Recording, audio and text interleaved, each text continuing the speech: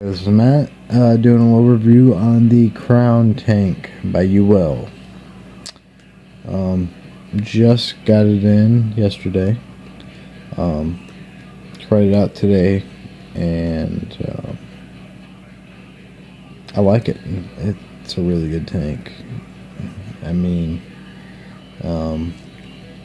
flavor, as far as sub-ohm tanks, I'm gonna have to say it's top two.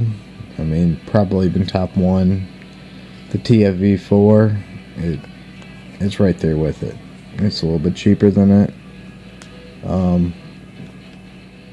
Great tank, really good. Stainless steel coils. I weld a lot. I went to school for welding. I weld in my job, and I know a lot of people are worried about, oh, it's not Canithol, it's not nichrome, and all that stuff. I wouldn't, honestly, from my experiences with metal, I would worry more about nickel. I don't vape with nickel. I don't like nickel because I know nickel, how it reacts to heat, and I've welded with it. It's very unpredictable, and I mean, you have to wear a gas mask almost when you're welding with it. So everybody who vapes with nickel and thinks it's safe, I don't, and go to welding school, they're going to tell you the same thing. But going forward, titanium, I know that's becoming a new type of coil. Excellent, very excellent, because titanium takes heat like no other metal. I gotta say, silver, gold, stuff like that, titanium, they take heat like crazy. They're the best conductors in the world, and there's a reason. It's because they don't melt when they get hot. But going forward, talking about the Crown tank. Here it is. I got it on my iStick 100 watt, fully charged. It's a very good tank. This is at 85 watts.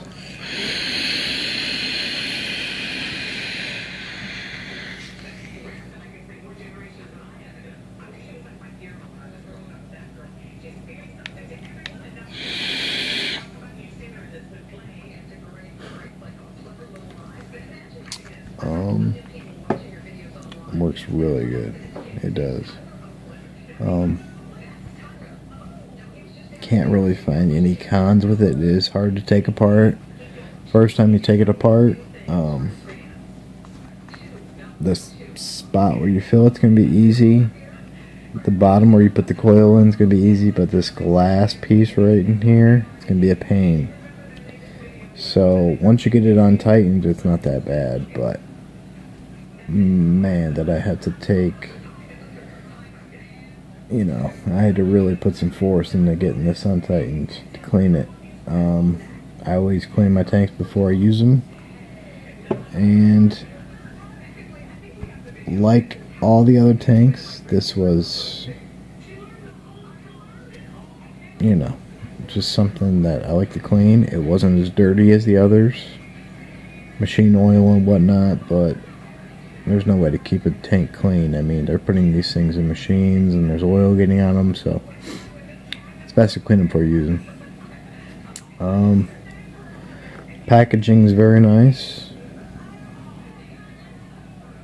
Comes with 2 coils, 2 extra coils, has 3 altogether. Comes with a extra glass tube in case you drop it or chips or whatever.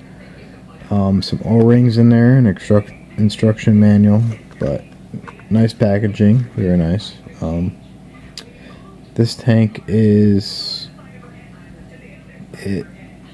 as far as what's out there, to me, I've used a lot of tanks, the Kangers, the other smock tanks, the new smock tank, the TFV4, Um, it's the Atlantis Arctic. I'd have to say this and the TFV4 standalone.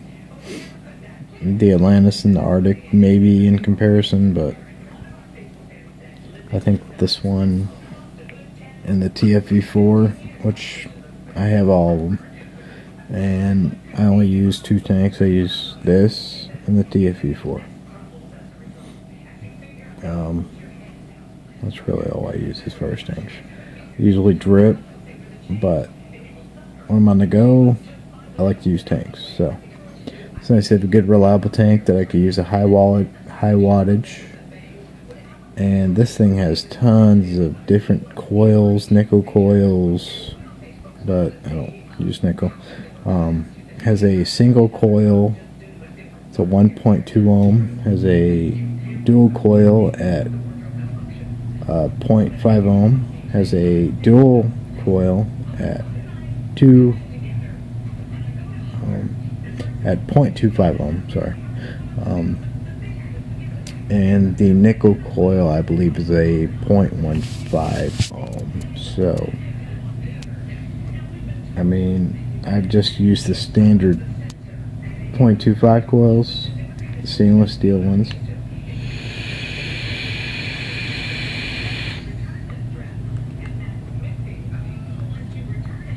And that is at 85 watts. You probably can't see it,